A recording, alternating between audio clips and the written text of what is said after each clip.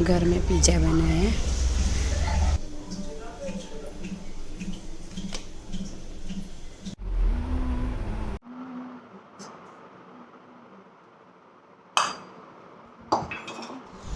एक कटोरी मैदा,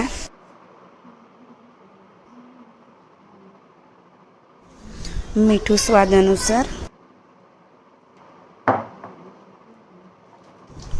मैं इंस्टंट ईस्ट लीधुं छे 1 चमची,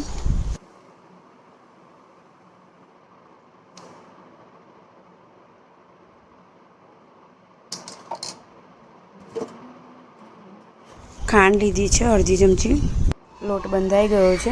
हवे एने थोड़ुं तेल लईने 5 मिनिट जेवुं अर्धी परी तेल बराबर रीते मिक्स करीशुं, जेथी लोट લીસો થઈ જાય। હવે જે ગરમ પાણી થોડું કરી રાખેલું એનાથી લોટ બાંધી લઈશ।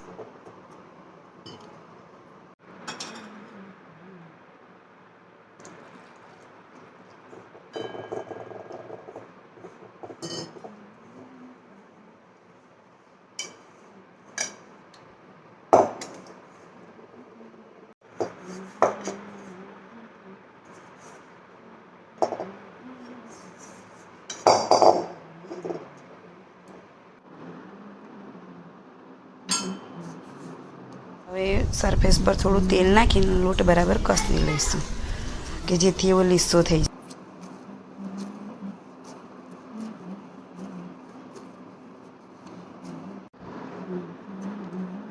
હવે લોટ લીસો થઈ ગયો છે, એને 2-3 કલાક માટે ઢાંકીને હું મૂકી દઈશ।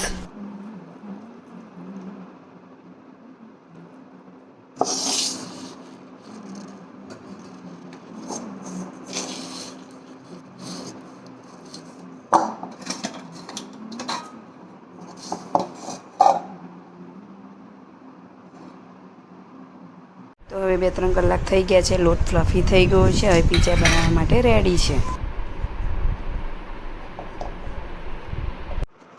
તો મેં થોડો સૂકો મેદો લઈ અને થોડા 2 લુવા જેવું મતલબ 2 પિઝા બનાવવાની છું એટલે 2 લુવા એના કરી લઈશું। હવે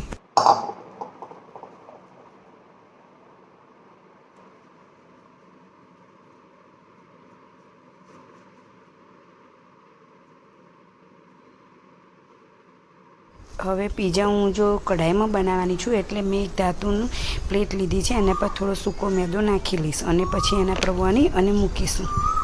હવે વણી લઈએ આપણે।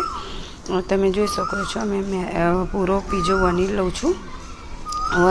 વણીને રેડી કરી લીધેલું છે અને એને મેં ફોકની મદદથી કિનારી પર મેયો લગાવી દીધેલું છે। તમે જોઈ શકો। હવે પિઝા પાસ્તા સોસ લગાવીશ એટલે સરસ રીતે અને પછીથી તમે જોઈ શકો છો આગળની રેસીપી। પાસ્તા સોસ લગાવું છું, પછી લગાવી અને આ તમે જોઈ શકો છો પાસ્તા સોસ લાગી ગયું છે। હવે ચીઝની સ્લાઈસ લીધી છે, એને 4 ભાગમાં મેં કટ કરી લીધી છે અને અંદર એક કરી અને મૂકી દઈશું। એમ મુકાઈ ગયું।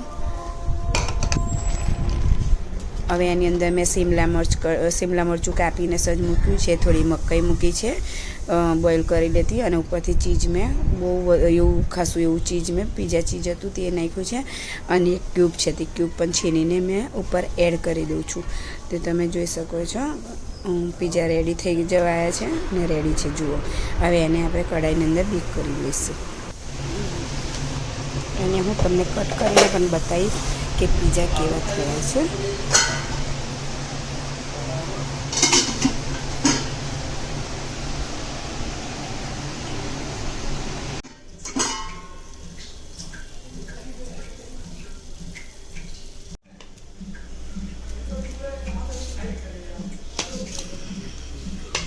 તમે જોઈ શકો છો એને હવે હું 4 ભાગમાં કટ કરી રહી છું।